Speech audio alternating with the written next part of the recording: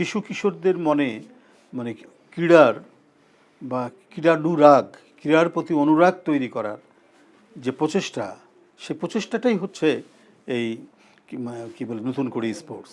একসময় শহীদ রাষ্ট্রপতি জিয়াউর রহমান তিনি রাষ্ট্রপতি থাকা অবস্থায় টেলিভিশনের একটা জনপ্রিয় অনুষ্ঠান ছিল, নতুন করে জনপ্রিয় অনুষ্ঠান ছিল, যেখান থেকে পরবর্তী পর্যায়ে আমরা অনেক শিল্পী, অভিনয় শিল্পী, সঙ্গীত শিল্পী, কণ্ঠশিল্পী, মানে আমাদের সাংস্কৃতিক অঙ্গনের যারা পরে খুব সুনাম করেছেন, সেখান থেকে তৈরি হয়েছিল বাংলাদেশের যে একটা স্বতন্ত্র সাংস্কৃতিক বৈশিষ্ট্য, সেটা যাতে শিশু মন থেকে তৈরি করা যায়, সেই মহৎ উদ্দেশ্যে নিয়েই শহীদ রাষ্ট্রপতি জিয়াউর রহমান সেটি করেছিলেন।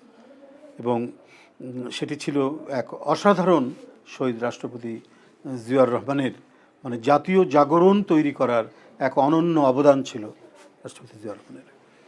তো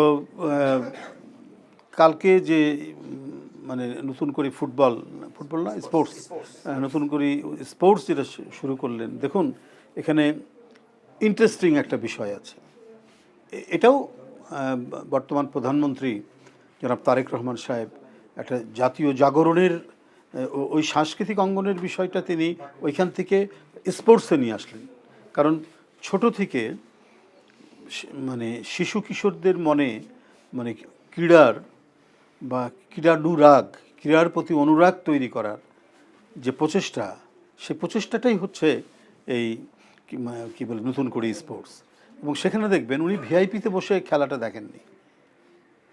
ভিআইপিতে বসে খেলা দেখে, ভিআইপিতে কিন্তু কোনো ধরনের উল্লাস নেই, উচ্ছ্বাস নেই, আবেগের বহিঃপ্রকাশ থাকে না, সব স্ট্রিফ হয়ে খেলা দেখে। সব ভিআইপি লোকজনেই তো স্যান্ডউইচ খাচ্ছে, মাঝে মাঝে তাদের জন্য হয়তো চাও আসছে, কিন্তু উনি নেমে গেছেন একেবারে সাধারণ গ্যালারিতে দর্শকদের মাঝে। এটা মানে একজন গণনেতা, একজন জনগণের নেতার যে বৈশিষ্ট্য, এবং তিনি রিয়েলি এটা মিন করেন যে যারা এখানে খেলা দেখতে এসছে এই শিশু কিশোররা, এরা একদিন